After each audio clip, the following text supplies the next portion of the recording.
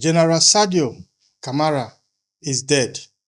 Mali's defense minister, the man who reorganized the entire security architecture of the modern Malian state, the man who flew to Russia and brought back the Russian military partnership that France never wanted Mali to have in the first place.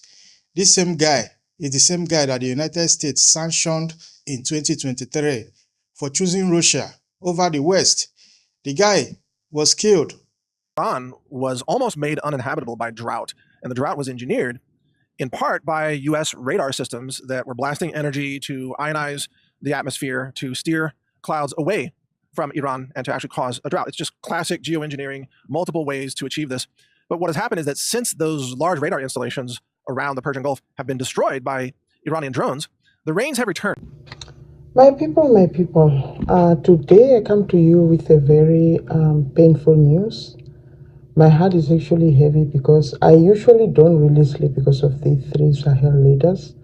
I always wake up like, are they alive? Is anybody touched? And so on. Because the thing is, I definitely know that these three leaders are not fighting mainly for their own countries, Mali, Burkina Faso, and Niger. They are fighting for the whole continent of Africa. Because when they succeed, we will succeed, and they will succeed in the name of Jesus. Now, what am I talking about? Yesterday I couldn't come and introduce or, announce the news that General SADIO CAMARA was unalive because I wasn't sure. There was news going around whether he's still alive. He wasn't there when the attack happened, but today, unfortunately, we have to announce that he was assassinated. It's obviously a political assassination, to be quite honest. Now, for Mali, SADIO CAMARA was more than a defense minister. Now, CAMARA was actually appointed from a coup within a coup, if I can call it that, because he was actually, I think, fired from another administration where Assimi Goïta obviously put a friend of his father in power, but then he was selling out to the French, so he did another coup again, and then he appointed CAMARA. Now, his death is not just a loss of a man, it is a loss of a strategic mind, a military heavyweight, and one of the most recognizable faces of Mali defense establishment, to be quite honest. For Mali, this is a national tragedy. For Africa, it is the fall of one of the continent's most prominent military figure at the time when the Sahel is already under immense pressure. Guys, I talked about the Sahel just last week, how they are trying to use propaganda and to smear, the smear campaign that they use with Gaddafi. That's what they are using in the Sahel right now. And I think one of the questions, even in his death, that most people seems to not ask, is the fact that how is it possible that the Western media, before anything can even be, confirmed, they're already running with, oh no, the Mali defense has been attacked and all that. How is it? It's almost like they are actually like with these terrorists, to be quite, they call them jihadists. I don't know why they are not being called terrorists. That's who they are. But they are not being called that. They are now jihadists, right? Which is kind of a softer way of putting a terrorist, to be quite honest. But now, the Western media is actually so much connected to these jihadists or whoever they call them. Anyway, I'm gonna put a few videos here and you're gonna listen to these amazing minds that I usually listen to, because remember, I always say that we are not a news channel. We only change into news because of the Sahel leaders, just to create awareness and so on. So listen to these my two favorite YouTubers. Mali just survived the most coordinated insurgent attack in over a decade. Yesterday morning, Malians woke up to the sound of explosions, and by the time the dust began to settle, at least 6 cities across the country has come under coordinated attack. The military base at Kati, where the head of state lives, the international airport in Bamako, Kida, Gao, Sevare, Mopti. This happened exactly one day after the Alliance of Sahel States announced the largest military expansion in their history. And within hours, Western media and their influencers, they were already selling you the same solution. Go back to France, go back to American security protection. The speed they use in coordinating that narrative should concern everyone. But this is what they left out. Mali fought back. The Malian armed forces fought back ferociously. And the Malian people also fought back. This is the story that must be told. And something surprising, okay? When this thing happened, I'm going to tell you the detail, but when the thing happened, all of a sudden, the leader of the group suddenly spoke to BBC, just like immediately. And videos got to BBC immediately. And the videos were posted. How these guys got into the territory of Mali and then the coverage giddy. But BBC and other platforms, they failed to publish how by the intervention of the military of Mali, the citizens of Mali were dragging these guys on ground. The defeat was so bad that the citizens have to be dragging them on the floor up and down. Yes, I'm telling you the truth. Yeah, the Malian forces, let's clap for them first of all. They've released a statement, right? According to the state, I'm going to read a statement. So according to this, before we get to BBC and how BBC got this thing, it was so shocking. I was so surprised how this group, this FLA group, the Tuareg group, claimed that they have been planning this with the T group for a long time. So it was calculated and planned agenda, but they calculated how they go in. The outcome is what they miscalculated. So according to their official statement, the whole thing happened in some key towns in Mali. We are talking about Kati, Sévaré, Gao, Kidal, and Bamako. They just give them surprise visits, got on the ground, and they thought, there are some videos also circulating, which are past videos, where these guys were removing the flag of Mali and all that. I mean, those videos are also circulating. They went in, and the first thing they did was to go after the military bases in these towns. The military base in Kati, Sévaré, Gao, Kidal, and Bamako. 1, 2, 3, 4, 5. Yes, Bamako. So the army was like, yo, what is going to happen? Then they launched a counter force against them, and through the counter force, these guys were able to be defeated. But unfortunately, 16 people, according to the official statement, were injured. Now, I think the question that everybody need to ask, and the question that is on everybody's mind is, why is a terrorist so connected to the Western media? How is it possible that while these attacks are going on, they're already sharing what's going on in real time? What is going on? And that's why everybody definitely, we have a reason to believe that there was much more than just a terrorist involved in this attack. It was obviously a coordinated attack, but more than coordinated from within them, the terrorists themselves. We know who's behind it. I think we need to start saying these names out loud. But then again, my channel is shadow banned, so I don't want it to continue. You know what shadow ban means? It's almost like your videos doesn't get to be shown to anybody else. So yeah.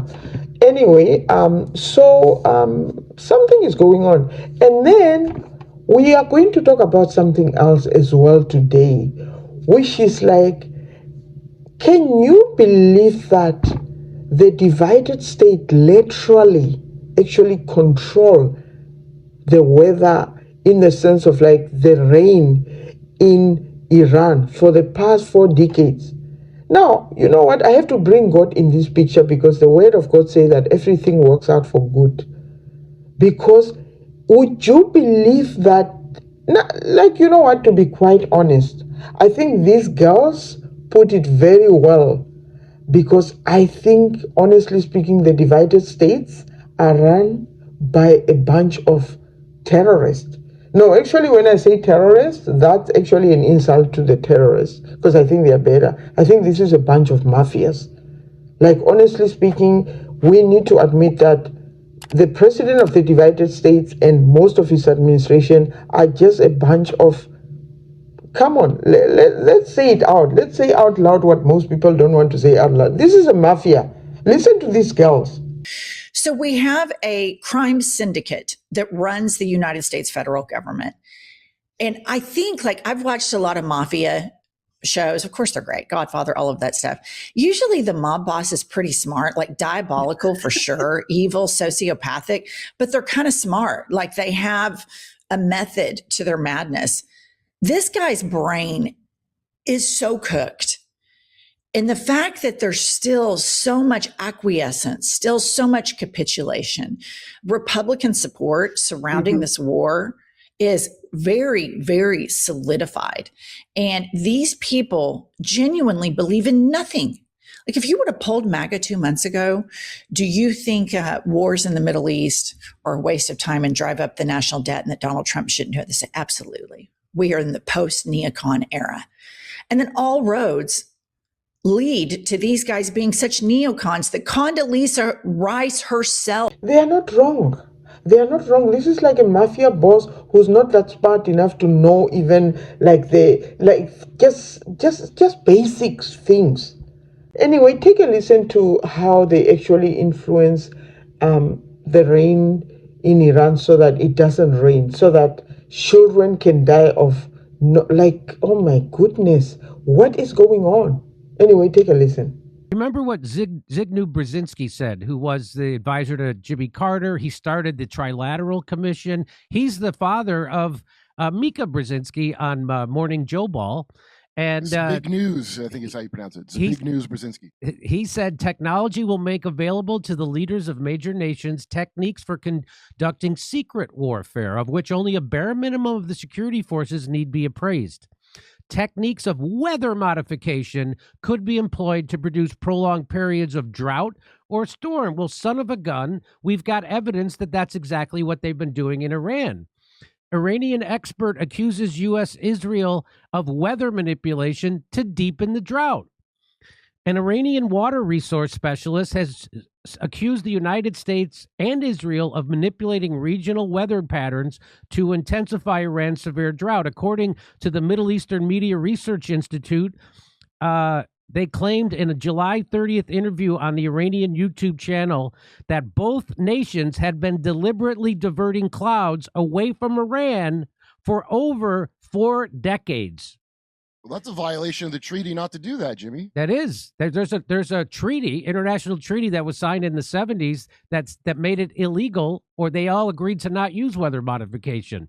Because we did it in Vietnam, too. Because we did it in Vietnam. Iran's rain clouds aren't being stolen, but its drought is worsening. So the establishment media comes out, immediately tries to make you think that's wrong, that's not happening, because that's what the establishment media does. Is Iran being forced to use their plague of bees weapon on Israel in retaliation? Iran's embassy in Kabul posted a strange tweet. They say in it, after Iran destroyed the secret center for cloud seeding and weather manipulation in the United Arab Emirates, everything changed overnight. And with the end of the secret center, the region's weather map flipped completely. So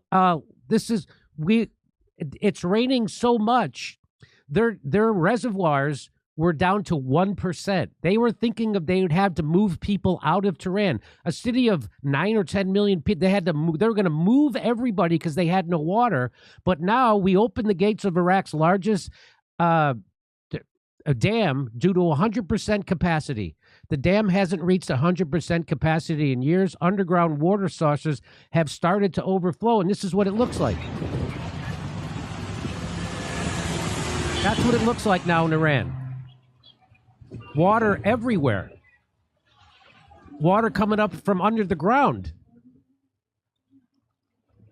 And here, Iran destroyed American. So when Iran hit, they say they destroyed their weather modification plants, right? When Iran was hitting all the Gulf states because we had bases there.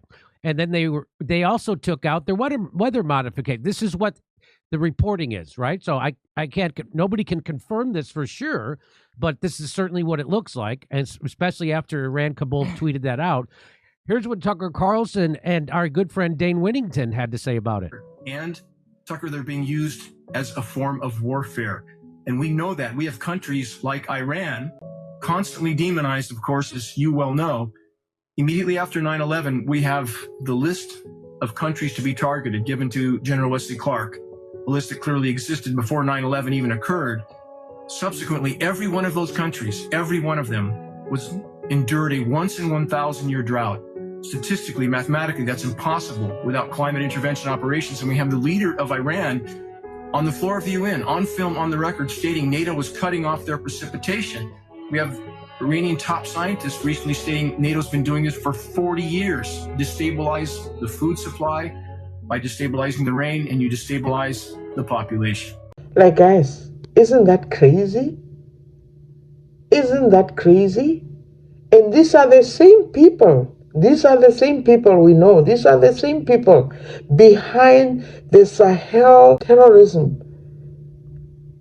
Because ever since they have been chased away from Mali, Niger, and Burkina Faso, they can't seem to allow the Sahel to have a peace of mind. My goodness, guys, we need to pray. Anyway, guys, from us, the Sahel Revolution, take care. Good night. Bye.